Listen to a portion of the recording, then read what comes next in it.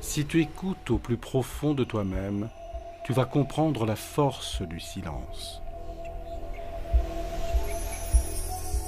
Tu vas entendre ta vie dans ton souffle et ressentir le flux de ton énergie, de ton chi. Si tu es capable de contrôler ton chi par la force mentale, rien dans ce monde ne va pouvoir résister à ta volonté et tes capacités.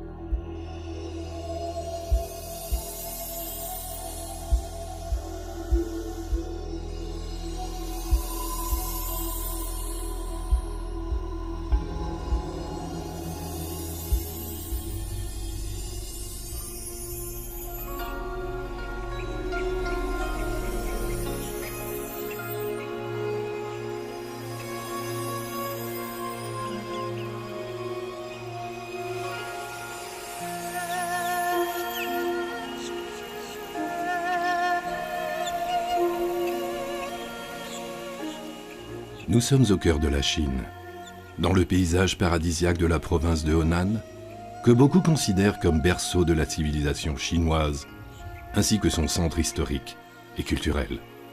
C'est d'ailleurs à partir de cette province que la plupart des empereurs gouvernèrent leur terre céleste.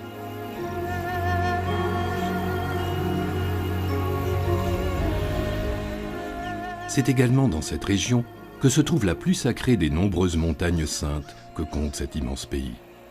Il s'agit du mont Songshan, dont les formations rocheuses s'élèvent à plus de 1500 mètres au-dessus des forêts denses, et comme par le passé, ce site est empreint de beauté magique et de force mystique.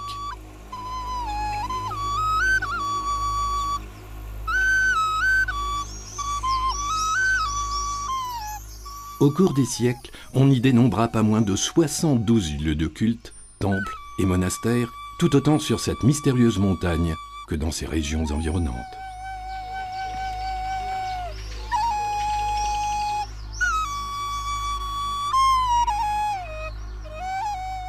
Depuis toujours, les temples et abbayes de Songshan ont abrité philosophes, religieux et moines qui y codifièrent les principes de leur foi. Dans l'enceinte de l'université, construite au pied de la montagne, Confucius et Lao Tzu y développèrent leurs théories scientifiques et leur conception du monde, éléments fondamentaux du taoïsme.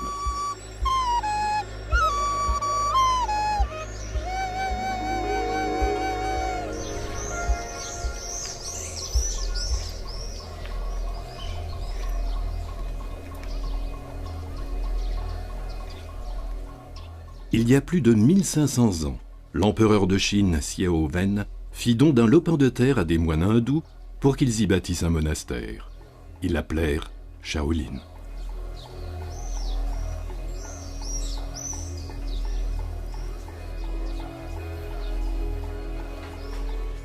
Les ordres de l'empereur étaient clairs. Traduire en chinois les sutras bouddhistes. Et c'est ainsi que le temple de Shaolin devint le centre spirituel de la Chine.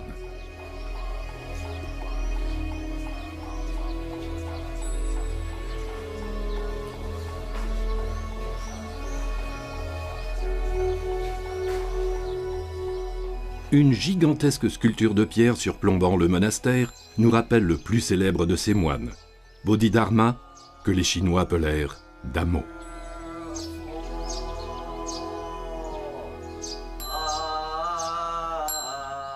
Il quitta le temple de Shaolin pour prier et méditer dans une caverne située à plusieurs centaines de mètres au-dessus du monastère.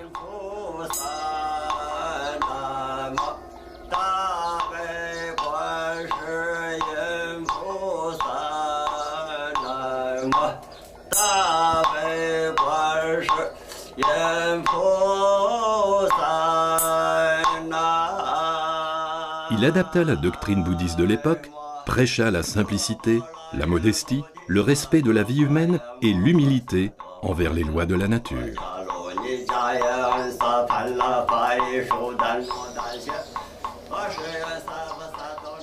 Son enseignement est à l'origine de l'une des plus importantes religions du monde. Elle partit à la conquête paisible de notre planète sous le nom de bouddhisme Shan ou Zen.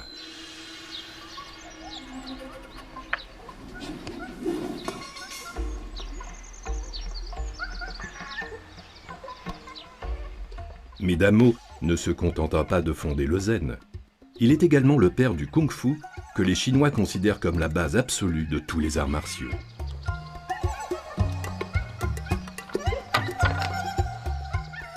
Il se servit de la faune et observa le comportement des singes, leur façon de se déplacer et de se détendre, leur attitude au combat et leur art de se protéger.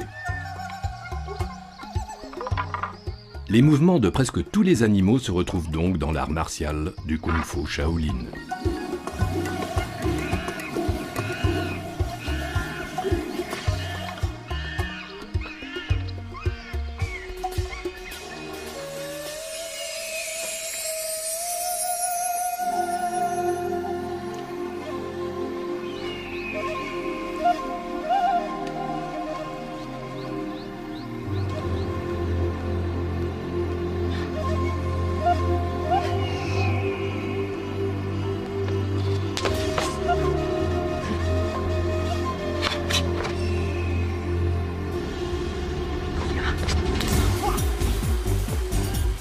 Conformément aux règles strictes de Damo, tout ce qui pouvait évoquer l'agressivité était uniquement réservé à la défense, jamais pour attaquer.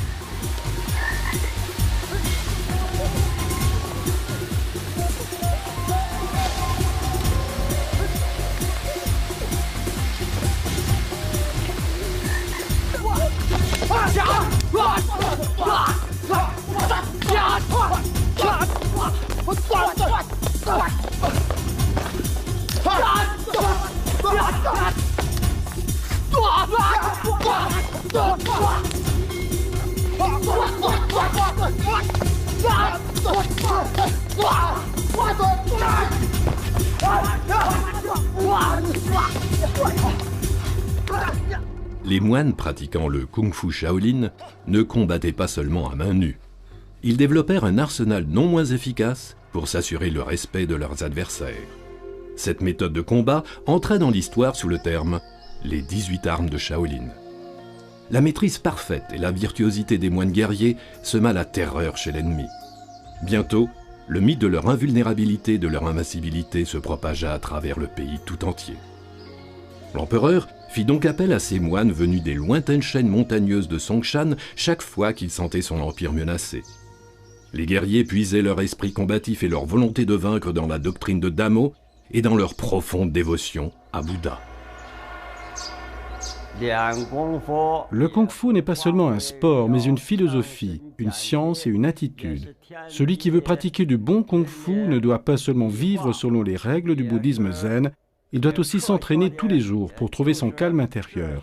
Seulement celui qui vit en harmonie avec soi-même et la nature va être capable de maîtriser le Kung Fu de façon accomplie.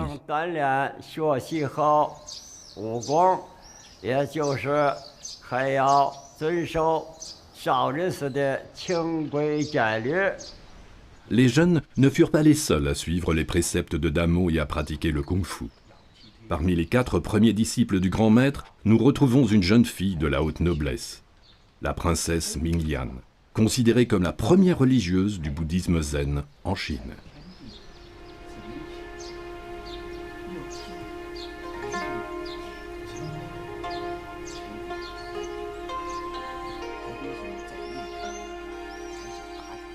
Minglian, ne pouvant séjourner au monastère de Shaolin, dont la construction venait de s'achever, construisit tout à côté une modeste cabane destinée à servir de quartier général et d'école à toutes les femmes intéressées par le bouddhisme zen et le kung-fu. Après la mort de la princesse, la construction fut laissée à l'abandon et tomba bientôt en ruine. En souvenir de leur pionnière, ses élèves construisirent une pagode à sa mémoire qui, jusqu'à ce jour, sert aux religieuses de lieu de souvenir et de vénération.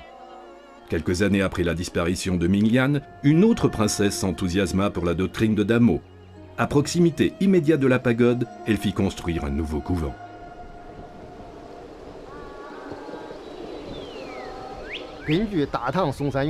Nous avons trouvé une inscription sur une colonne de pierre de la dynastie Tang, qui prouve que ce monastère a été construit par l'empereur Xiaoming de la dynastie Wei du Nord en l'an 521 après Jésus-Christ pour sa sœur Yongtai. C'est le couvent zen pour femmes le plus ancien, et donc un des monuments historiques les plus importants de notre pays. Beaucoup d'objets retrouvés confirment la haute valeur scientifique de ce temple de nonnes.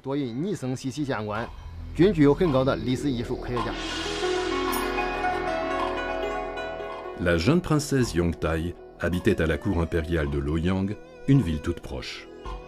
Elle connaissait et appréciait la beauté irréelle des paysages de Songshan pour y avoir séjourné en compagnie de sa famille pendant les vacances. Ici, elle fut profondément touchée par ses premiers contacts avec le bouddhisme zen et les arts martiaux. Elle décida de rentrer dans les ordres et de tourner le dos aux intrigues de la cour et aux querelles dans sa propre dynastie.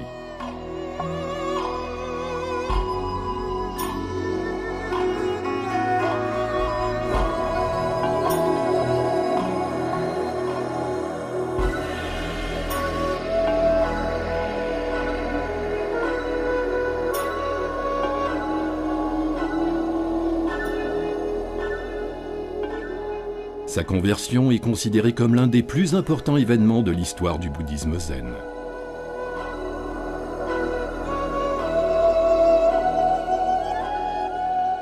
Désormais, Yongtai et ses dames d'honneur se consacrèrent exclusivement à l'étude des préceptes de Damo et au perfectionnement du kung-fu de Shaolin.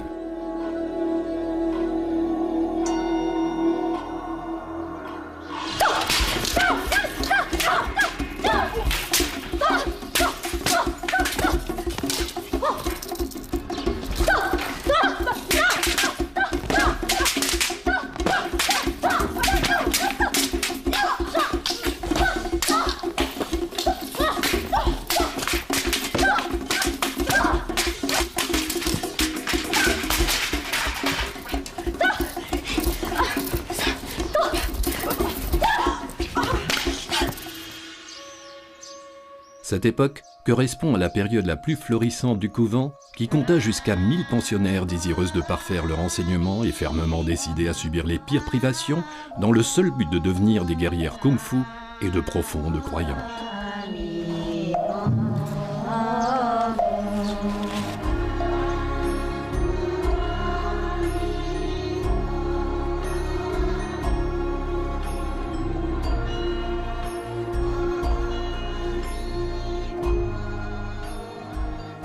Les paysans habitant dans les environs du temple profitèrent grandement des activités du couvent, car Yongtai fit preuve d'une grande générosité, offrant à chacun la possibilité de partager sa fortune et son savoir, et accordant sa protection aux pauvres. Ses œuvres suscitèrent bientôt une profonde admiration.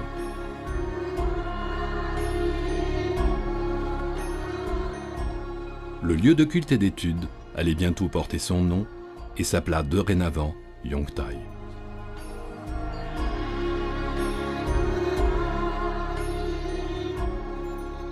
Une statue de jade blanc, au centre du temple, nous rappelle les bienfaits et la perfection de cet extraordinaire aristocrate, ainsi que sa mansuétude.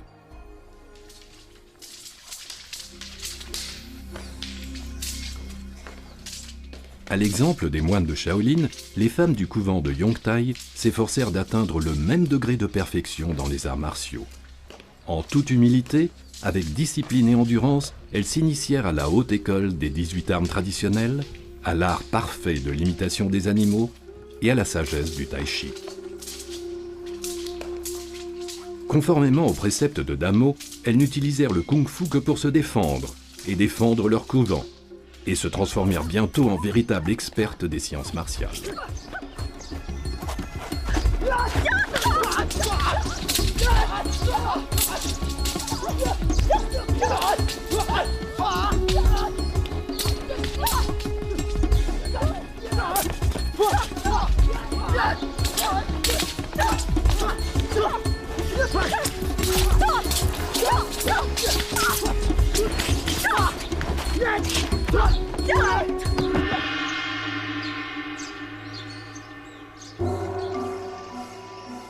L'essentiel du kung-fu, la souplesse des mouvements, était tout à l'avantage de ces championnes du Yongtai.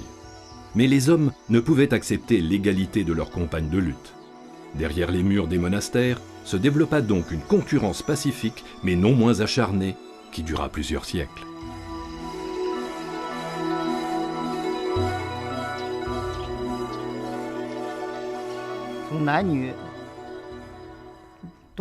Du point de vue physiologique et social, le kung-fu était conçu plutôt pour les hommes que pour les femmes. Il y a des exercices pour lesquels les femmes ne sont pas qualifiées. C'est pourquoi ils sont pratiqués surtout par des hommes. Les hommes ont une meilleure maîtrise du kung-fu, déjà parce qu'ils peuvent s'entraîner 365 jours de l'année, ce que les femmes ne peuvent pas. Moi, je suis sûr. Les hommes pratiquent cet art martial simplement mieux que des femmes.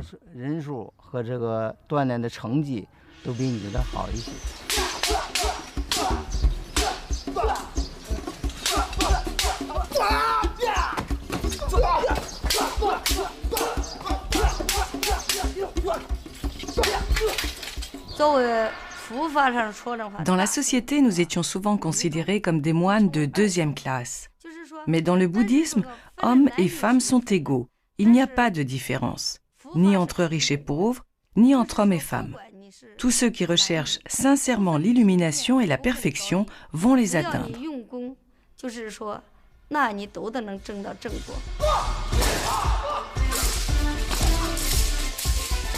Bien que la véritable maîtrise n'exige aucunement le sacrifice de soi, elle requiert néanmoins l'intégration totale dans la communauté.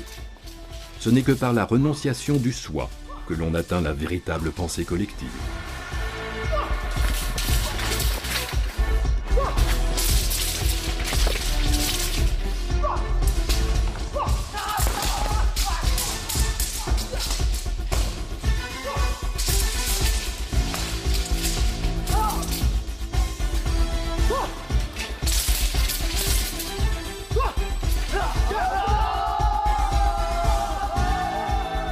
Le rôle de soliste n'est permis aux championnes qu'au cours d'un combat symbolique à l'épée. Elles apportent cependant la preuve de leur grand talent à croiser le fer.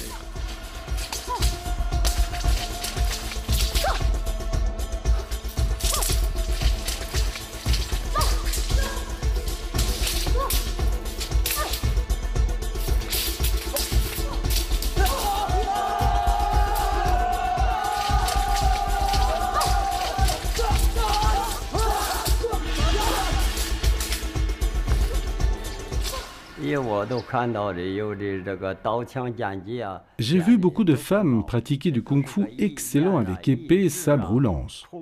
Tout ce que les hommes peuvent faire, la boxe et les techniques d'armes, les femmes peuvent le faire aussi bien, si elles atteignent la même force mentale et la même concentration. Si hommes et femmes suivent les règles strictes du zen, tous deux peuvent pratiquer du bon kung-fu. À côté du temple de Shaolin se trouve la forêt des pagodes, célèbre dans le monde entier. Elle est le lieu du dernier repos pour tous les grands maîtres du monastère.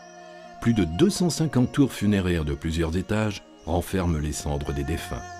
Pendant longtemps, les religieuses furent exclues de cette terre sacrée, et il fallut plus de 500 ans avant que la première, Jun Hanzu, ne fut autorisée à reposer en paix dans la cité interdite des morts.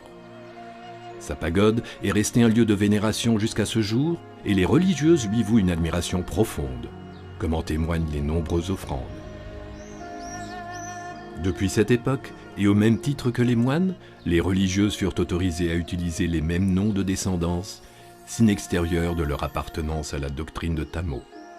Le premier pas de l'émancipation des femmes dans le monde du kung-fu était effectué.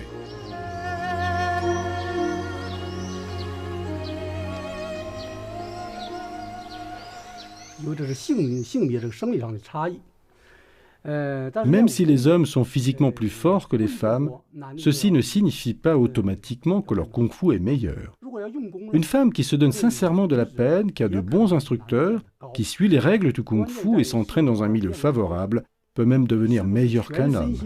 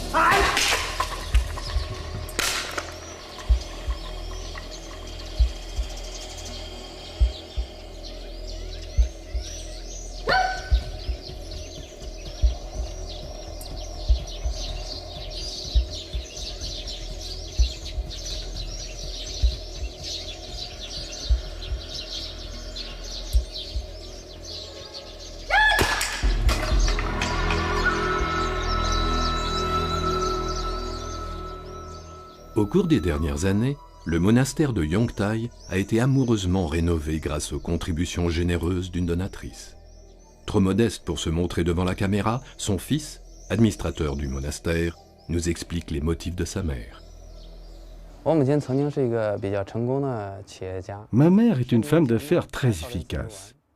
Il y a 10 ans, elle a appris l'histoire de la princesse Yongtai, qui renonça à sa vie de luxe et entra au couvent.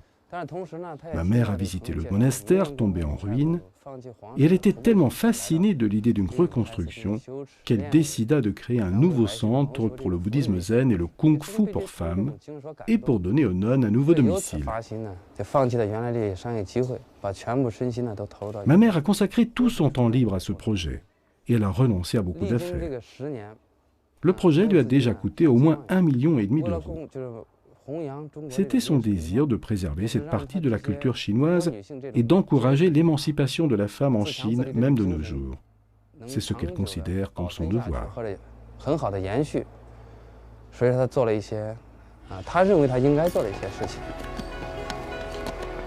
La revitalisation du monastère porte déjà ses fruits. Yongtai est maintenant une destination privilégiée pour de nombreuses jeunes filles venues des 4 coins de la Chine et désireuses de respirer un souffle d'histoire.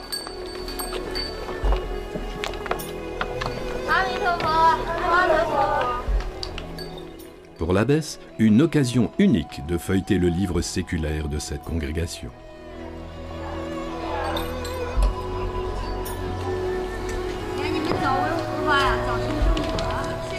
Les filles s'intéressent non seulement pour le kung-fu, mais également pour le mystique du bouddhisme, aujourd'hui l'une des religions les plus répandues en Chine. Les figurines de bois dans les temples racontent non seulement l'histoire de la religion, mais symbolisent simultanément les vertus et les tentations de notre monde.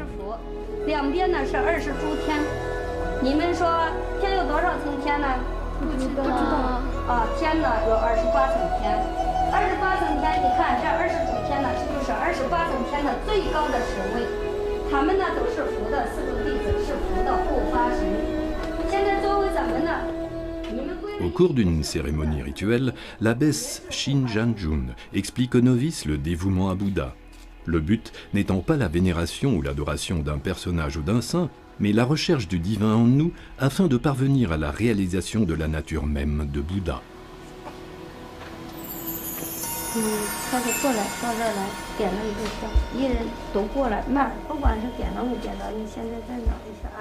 Pour l'admission au couvent, c'est-à-dire y trouver refuge, il est impératif de prononcer des vœux, que les novices répètent après l'abbesse. Les règles fondamentales du bouddhisme zen sont les suivantes.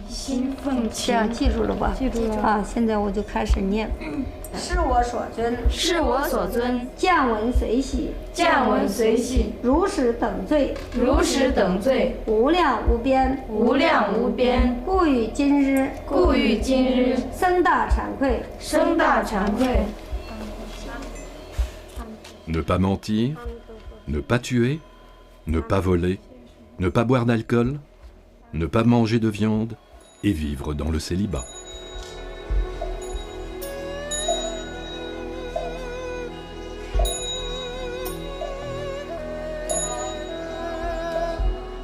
Toutes celles qui ont opté pour une vie au couvent choisissent la simplicité et la privation. Le lever est à 3h30, avant la lumière du jour. Suivent les prières, les chants et la méditation. Seuls 2 repas végétariens sont autorisés, les ingrédients provenant du potager du couvent.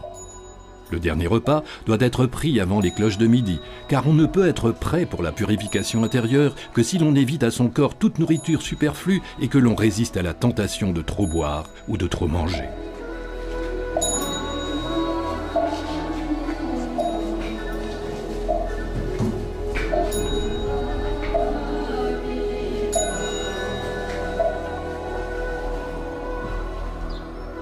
Damo force ses disciples à vivre en absolue modestie, sans orgueil et sans accorder la moindre importance aux apparences. Ils doivent également effectuer eux-mêmes tous les travaux du monastère.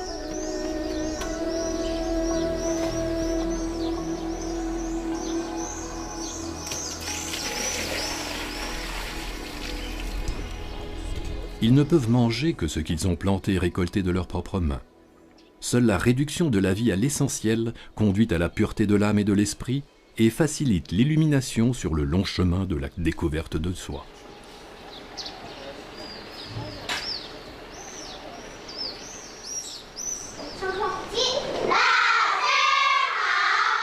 Pour devenir maître, il faut s'y prendre très tôt. Dès l'âge de l'école élémentaire, les filles intègrent l'internat du couvent.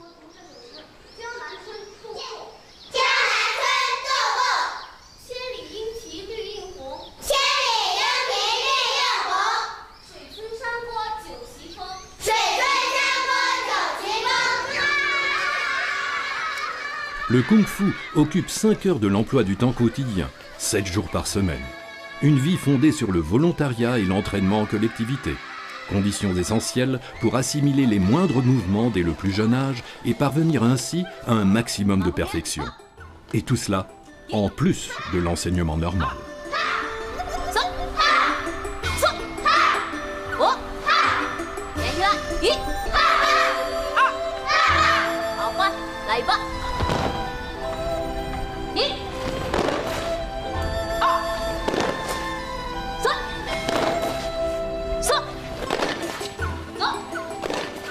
Avec assiduité, persévérance, ambition et talent, il est possible d'atteindre un haut degré de perfection très jeune, comme le prouve parfaitement ce Benjamin, âgé de 8 ans.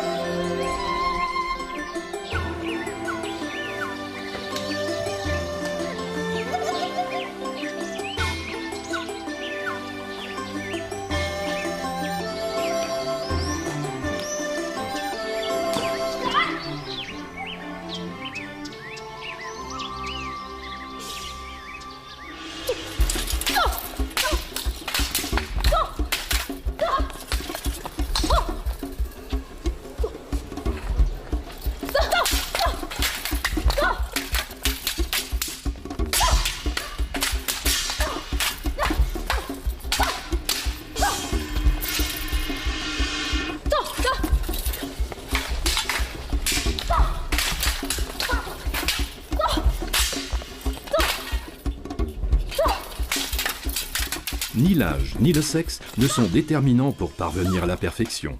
Seul compte la volonté de renoncer à presque tous les plaisirs des sens afin de s'imposer dans un monde masculin. Dès l'âge de 10 ans, je faisais du kung-fu avec les garçons. C'était souvent très épuisant pour moi comme fille, mais j'ai quand même réussi.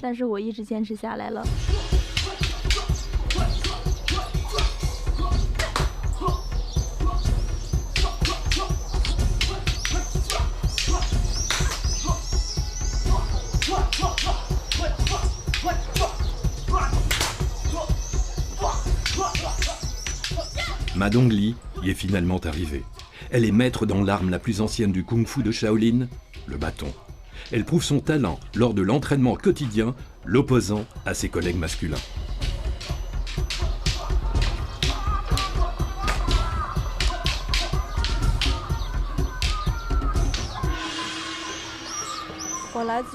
Je viens d'un petit village au centre de la Chine. Presque tout le monde y pratiquait le kung-fu, mon père et aussi mon grand-père. Depuis mon enfance, je voulais être meilleur que les hommes et les battre tous.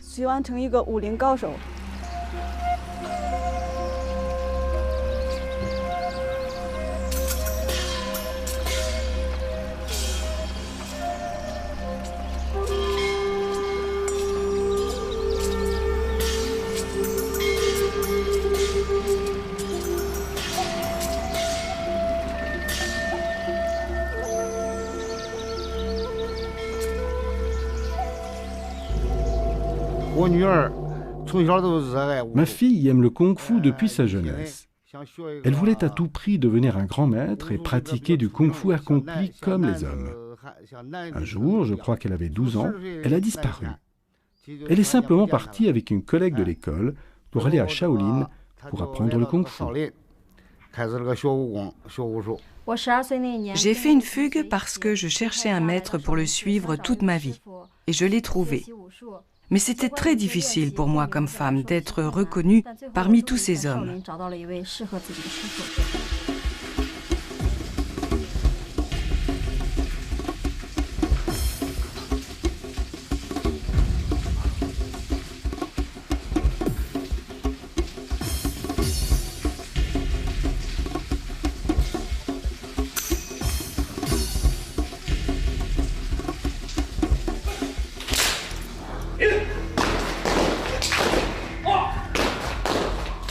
Plusieurs douzaines d'écoles privées se sont établies autour du monastère de Yongtai et du temple de Shaolin, offrant à des dizaines de milliers d'élèves la possibilité d'atteindre pas à pas les objectifs communs qu'ils se sont fixés.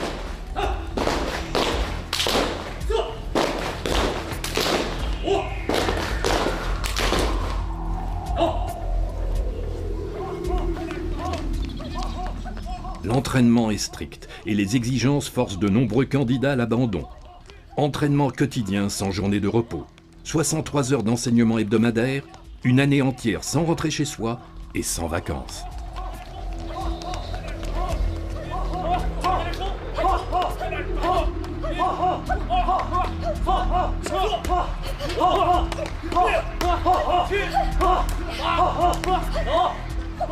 L'éducation physique est l'une des plus sévères du monde.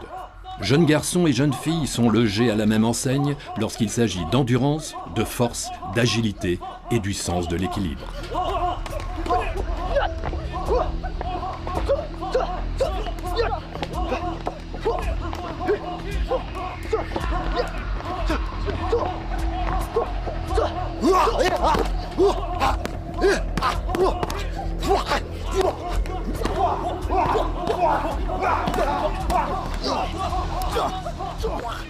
Les principes absolus d'entraînement se concentrent autour de la discipline de groupe et de l'esprit communautaire. Les jeunes filles prennent exemple sur les jeunes garçons et stimulent ainsi leurs ambitions, et vice-versa.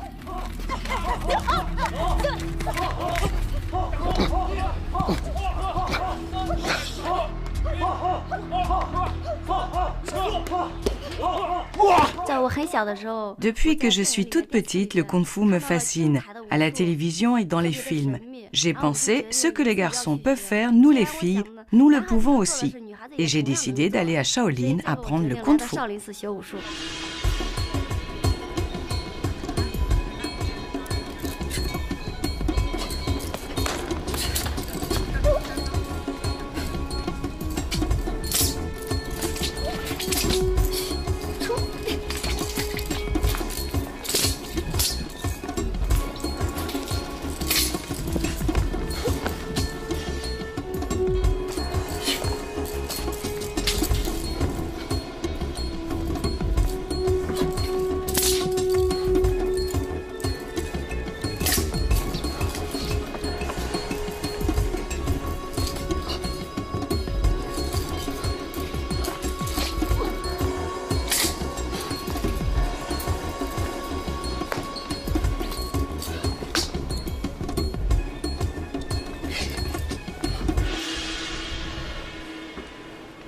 Le tai chi est une des directions du wushu.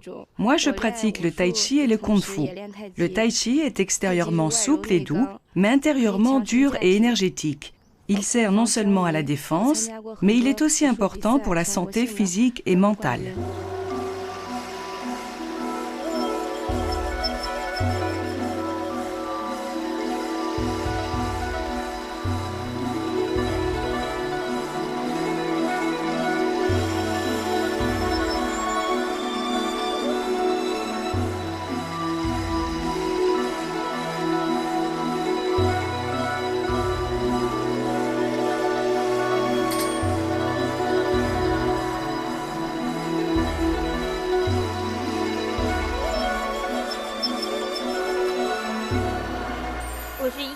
En 1988, j'ai commencé à apprendre le kung-fu et en 1994, je me suis convertie au bouddhisme.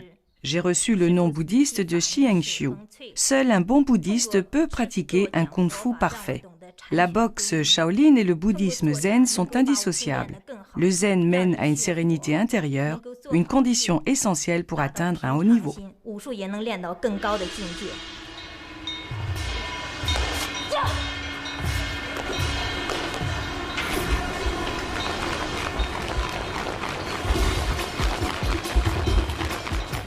Zhu Juimai maîtrise à la perfection l'arme la plus exigeante du kung-fu, le fouet à 9 maillons. Par sa rotation ultra rapide, cette chaîne peut se transformer en arme mortelle.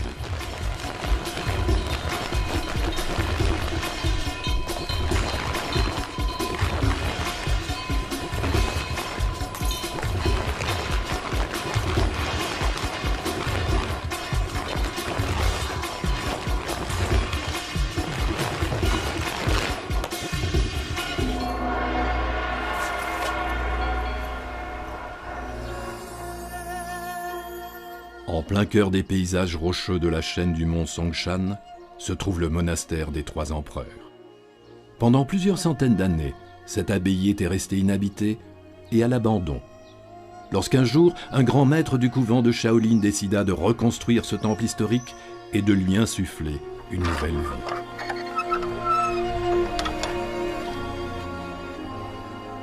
En Chine, Shi Daijian est considéré comme l'un des plus grands maîtres vivants du kung-fu. Il vit en dehors de la vie quotidienne du monastère, en compagnie d'un petit nombre de moines, en harmonie totale avec la nature et en conformité absolue avec les règles rigoureuses du zen.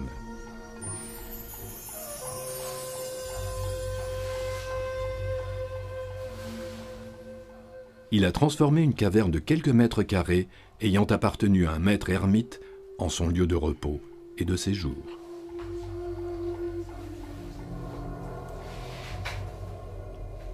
Ici, il pratique le kung-fu dans un espace très réduit, au plus haut degré de perfection et d'énergie.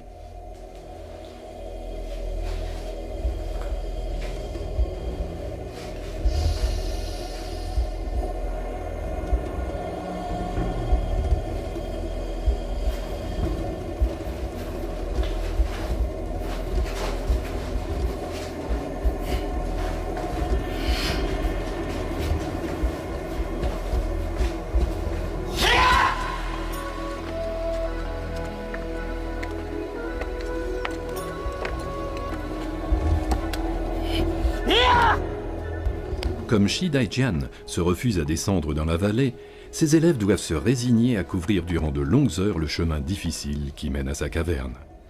Arrivés au but, ils peuvent pleinement profiter de son art et de son expérience. Lorsqu'on l'observe au cours de ces difficiles séances d'entraînement en bordure des précipices, il est facile de comprendre pourquoi les jeunes maîtres de Yongtai n'hésitent pas à consentir les plus gros efforts pour apprendre les derniers secrets de l'entraînement au kung-fu, le Qigong.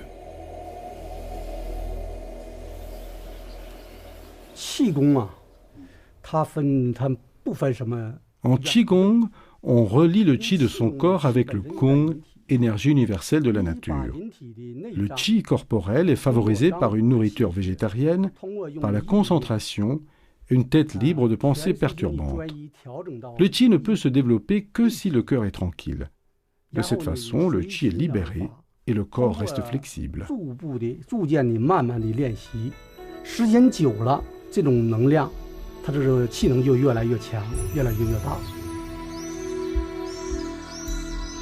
Dans le monde mystique des sommets de Chongsang, Shi Daijian s'entraîne dès l'aurore avec ses élèves pour leur enseigner à parfaire leur technique respiratoire, condition primaire pour volontairement contrôler le Qi qui traverse les voies énergétiques du corps humain.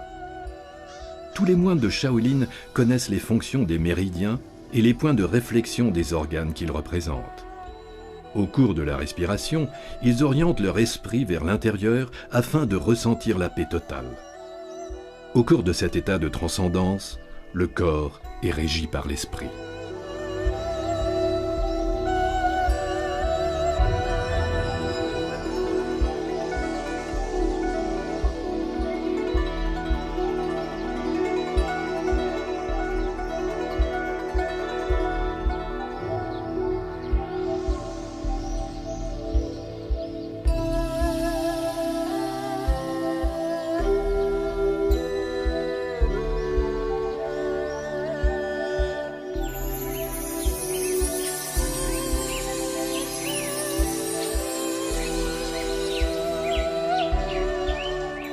Si l'on est capable de concentrer son chi par la force de l'esprit, il est possible d'accomplir des choses remarquables dès le plus jeune âge.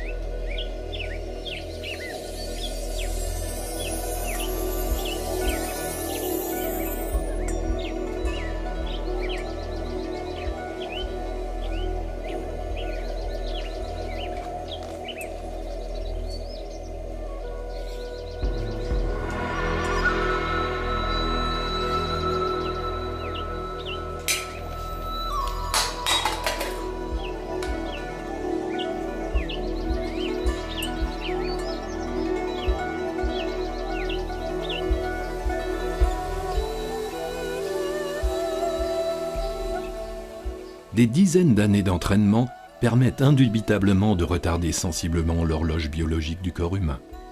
C'est ainsi que ce grand maître, septuagénaire avancé, a su garder la souplesse d'un corps de jeune homme grâce à un entraînement quotidien qu'il effectue à l'ombre de l'arbre le plus vieux de Chine, un cyprès, mentionné pour la première fois il y a 2500 ans.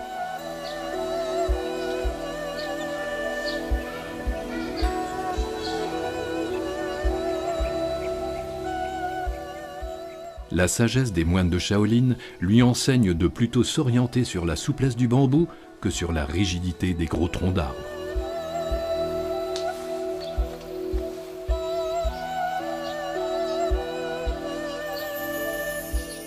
Les plantes fraîches sont tendres et pleines de vie.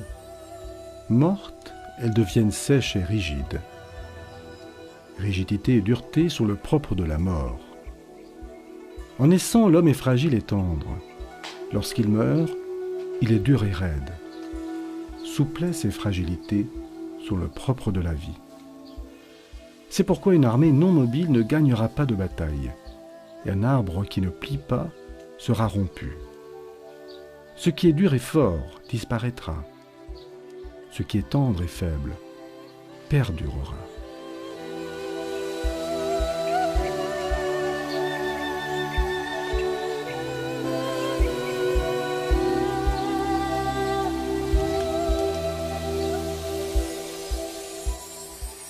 La véritable perfection associe le calme absolu à un dynamisme explosif.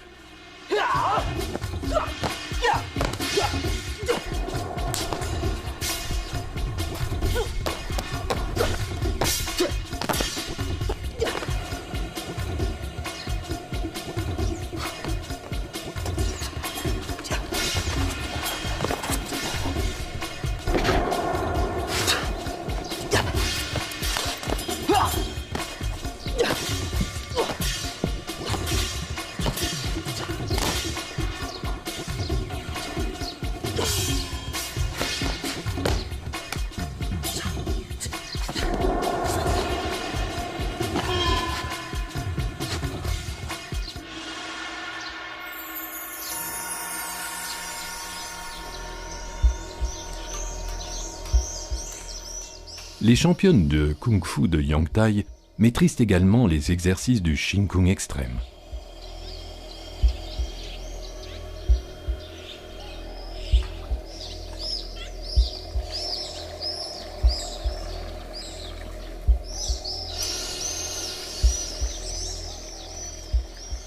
Elles aussi sont capables de brièvement concentrer leur chi en certains points de leur corps, leur permettant ainsi d'atteindre une insensibilité quasi totale à la douleur.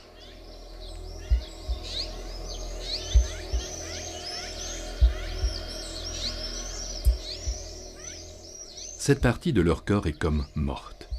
C'est ce qui leur permet de faire de l'équilibre sur des lames aiguisées sans ressentir la moindre douleur ni encourir le risque d'une blessure.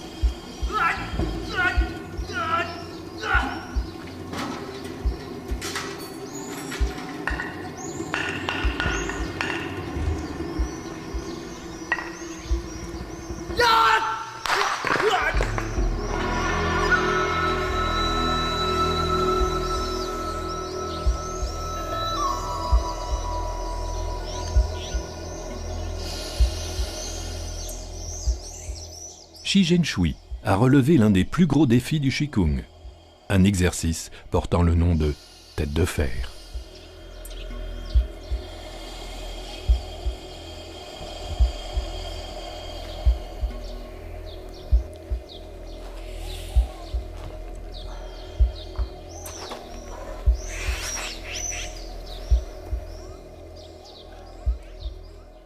Les préparatifs illustrent parfaitement comment elle réussit à associer l'énergie universelle de la Terre, du ciel et de l'air à sa propre énergie corporelle.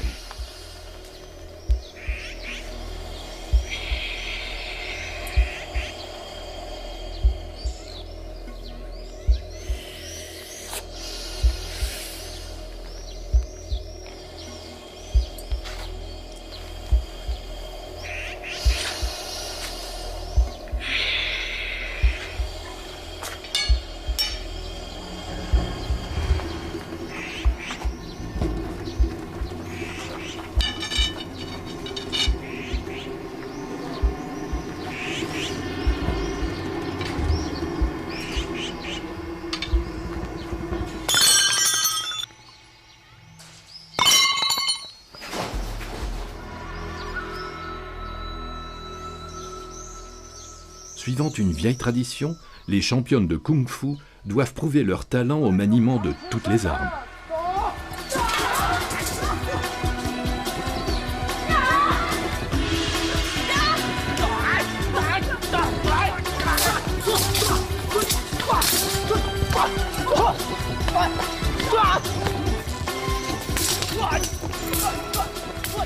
Un examen d'aptitude devant tous les élèves, une compétition entre hommes et femmes.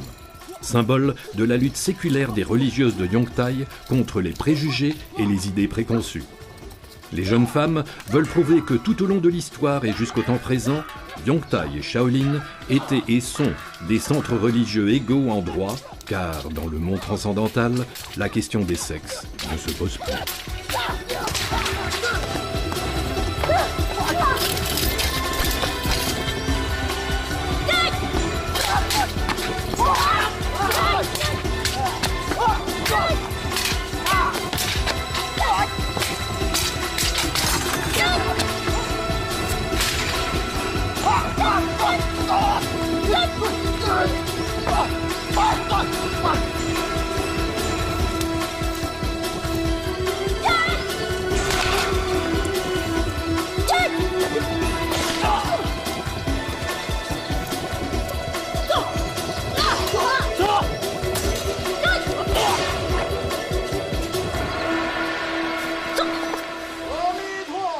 Servir Bouddha et rechercher le divin en nous ne saurait être des privilèges réservés aux hommes.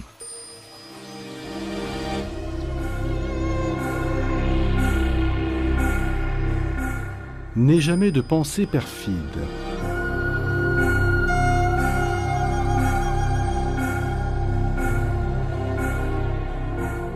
Familiarise-toi avec toutes les techniques et les arts.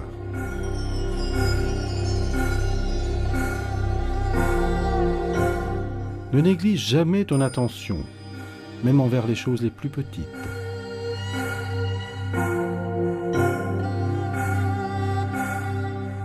Tâche de reconnaître l'essence de ce qui est invisible.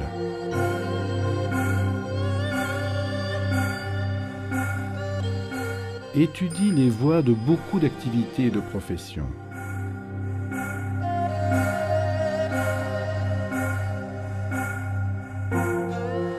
Entraîne-toi inlassablement à suivre cette voie.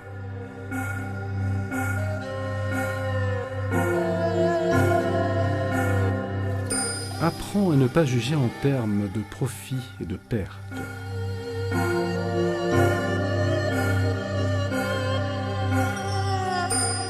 Développe ta capacité de deviner les choses à première vue.